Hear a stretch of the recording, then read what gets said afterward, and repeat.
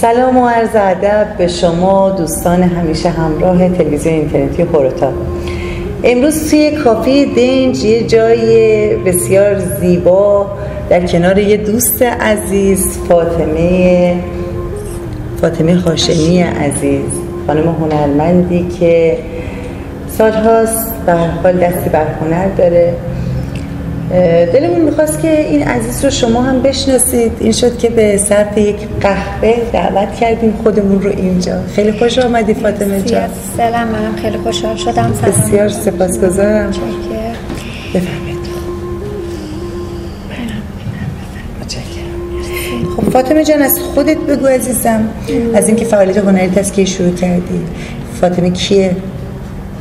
من فاطمه هاشمی هستم.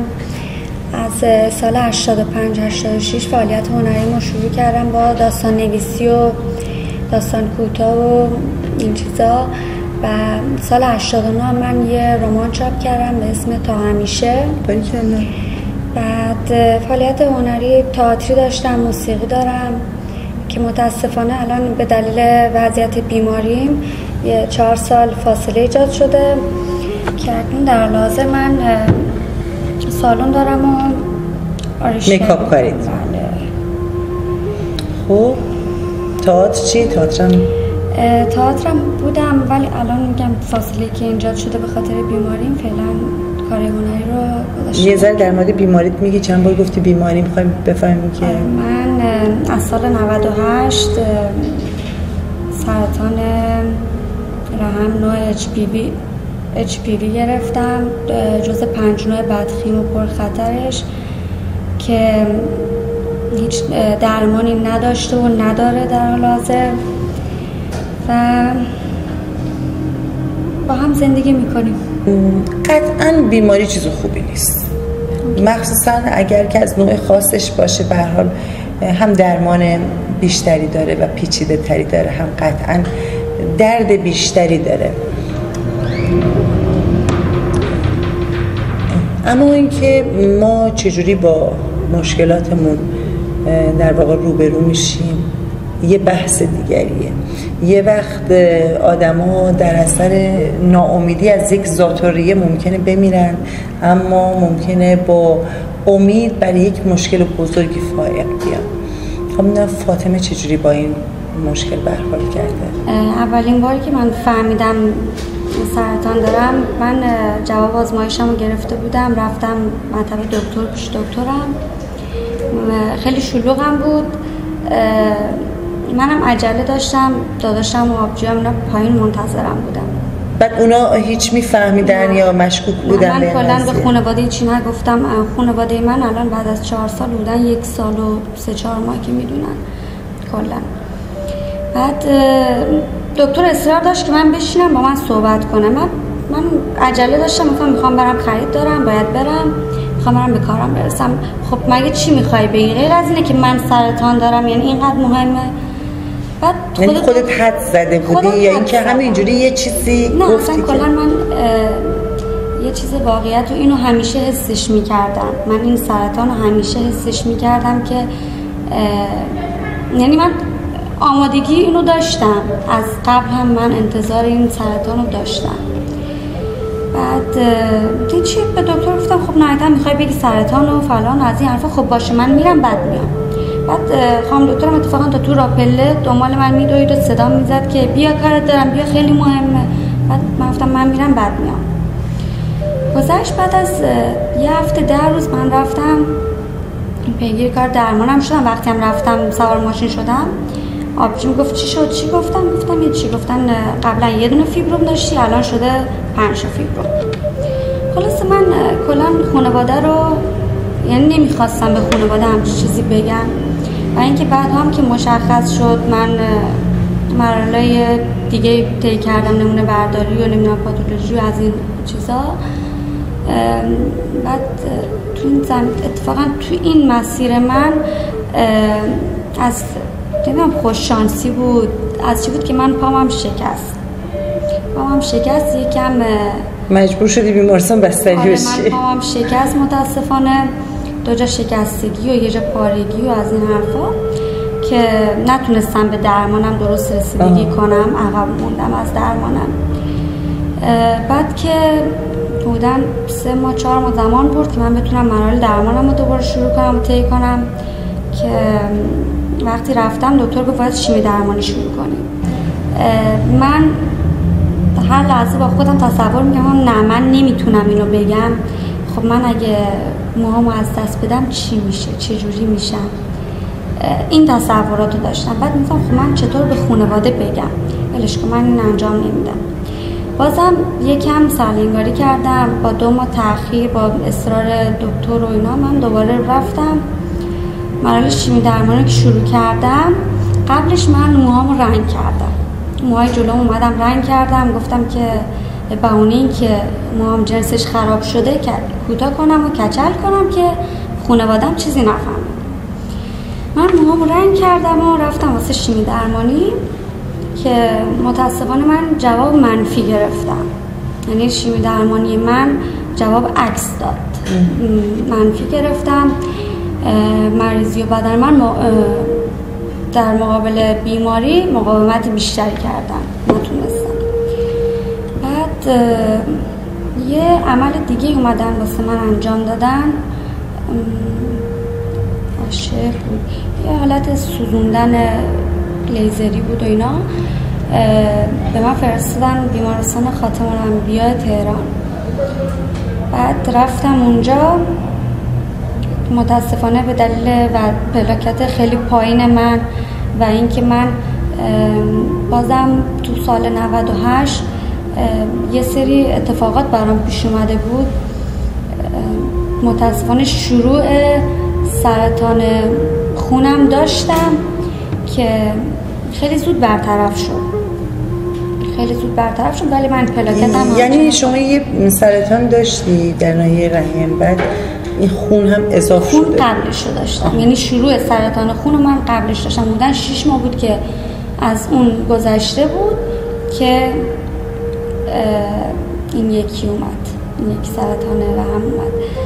بعد پلاکتم خیلی پایین بود، داروهای بیوشی که استفاده کرده بودن و داروهای بی‌اسی که استفاده کرده بودن رو من هیچ جوابی نداده بود و این عمل دکتر متوجه شد که دیگه هیچ کاری نمیتونستن کنن. تو وضعیت خیلی بدی بودم که تزریق شده بود و باید اون کار انجام میدادم و الان که یادم میاد خیلی هنوز تن و بدنم میلرزه، چون منو حدوداً 10-12 نفره گرفتن که بخوان اون عمل رو انجام بدن.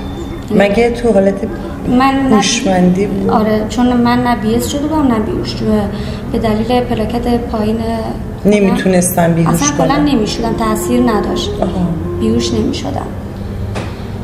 خلاصه اون مرحله هم گذشت تا اینکه دیگه داروی اپتیگو من شروع شد. داروام که شروع شد و کچلی و داروام که شروع شد منو فرستادن تهران، گفتن که باید مجددا بری تهران واسه ادامه درمانه.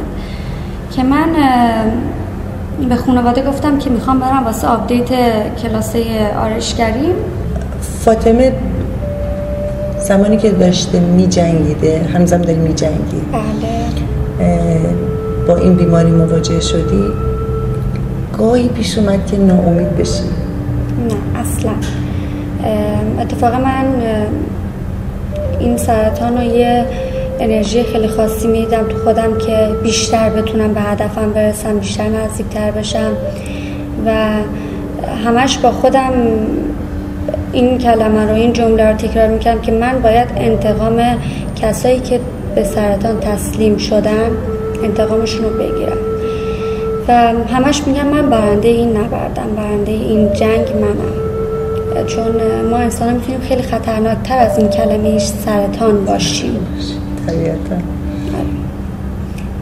خود سرطان به من زندگی جدیدی رو داد، زندگی جدیدی رو بخشید که یه جورایی راهی تو انگار عوض کرده. من بعد از سرطان تازه متوجه شدم که کجای زندگی قرار دارم و اینکه خیلی خوشحالم از داشتن سرطان. من این تایم بیشتر وقت ندارم، حالا این تایم رو ممکنه آدمای دیگه هم داشته باشن اما نمیدونن.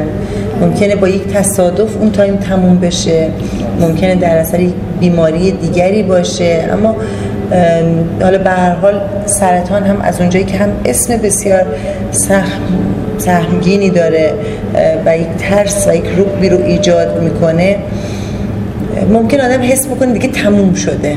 ولی یکی هم مثل تو میگه که نه، راه هم عوض شده و به یه چشم دیگه انگار که مثلا تبدیلش میکنه به فرصت برای خودش. من سرطان رو یه زندگی جدید میبینم. حالا اگر که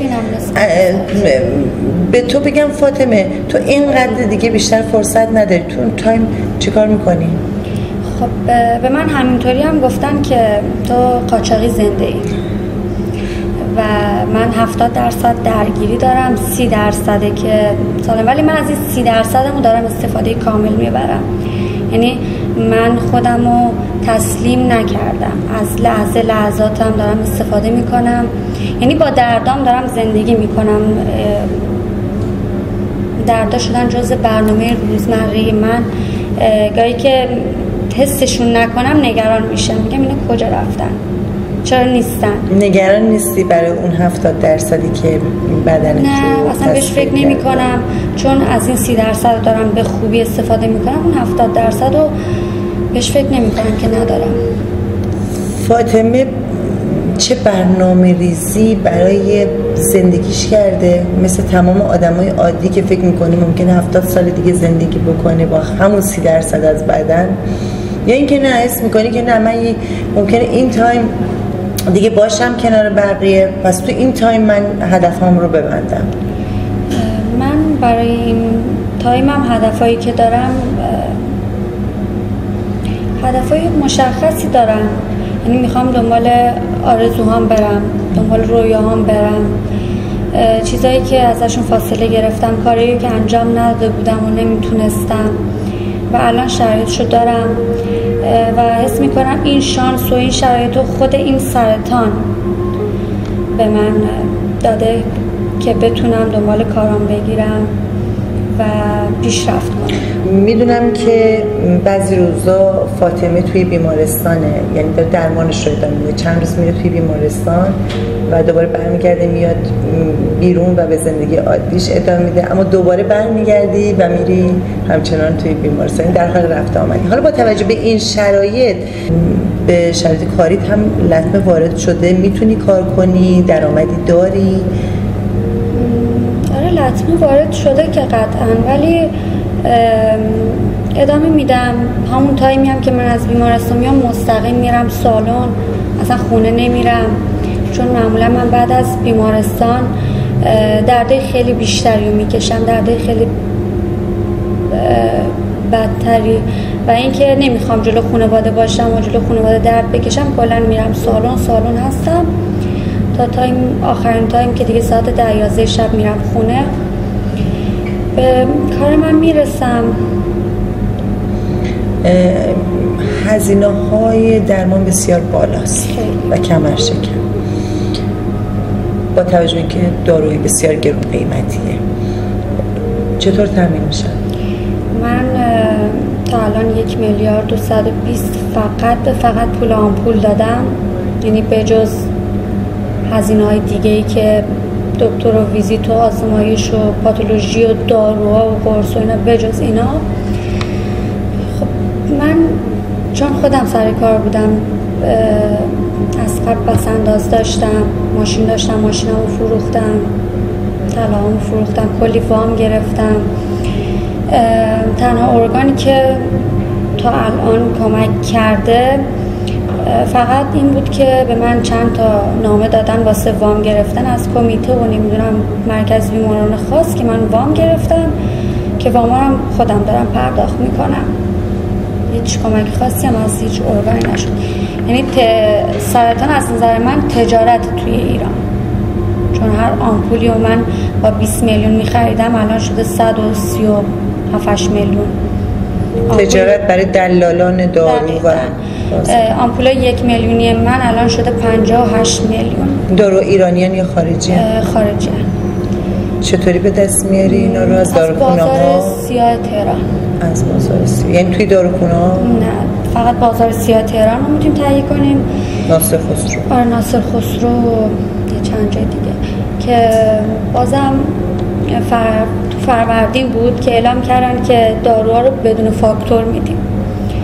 بعد بدون فاکتور هم دکتر میگفتش که ما دارو رو تزریق نمی کنیم، چون ممکنه مثلا داروی شما نباشه، داروی تقلبی باشه یا هر چیزی، که این مشکلات ما داریم تو ایران برای داروام. الان برای تهیه داروهات به مشکل خوردی؟ آره. در جریان هستم. بله. چی کار میکنی؟ چجوری قرار تامین بشه؟ بعد از این به درمان میخوای ادامه بدی؟ چه کار باید بکنی برای این قضیه؟ من یه نفر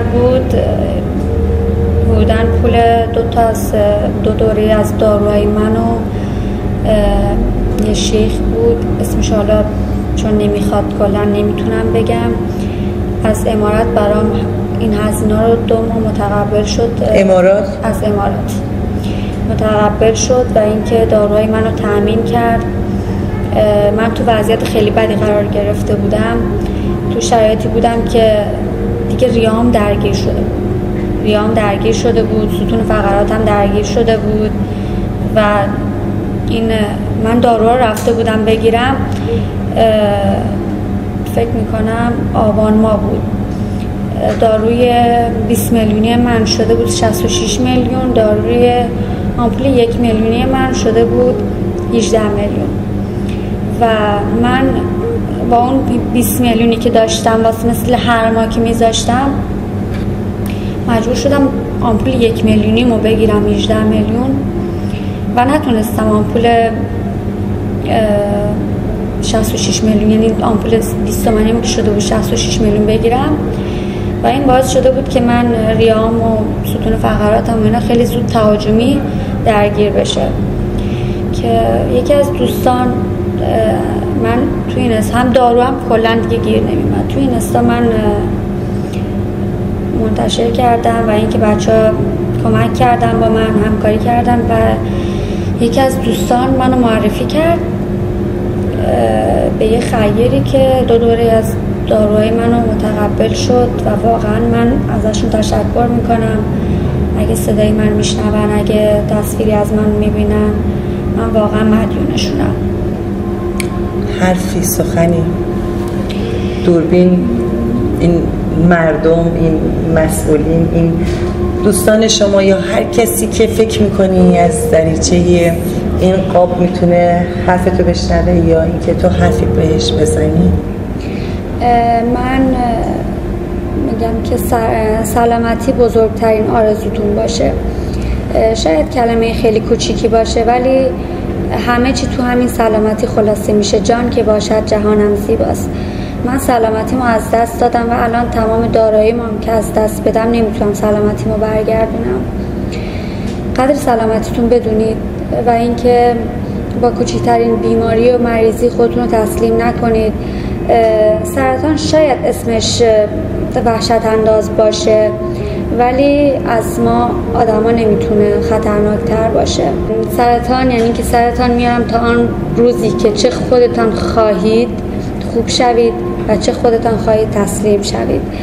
من برداشتم از کلمه سرطان این بوده و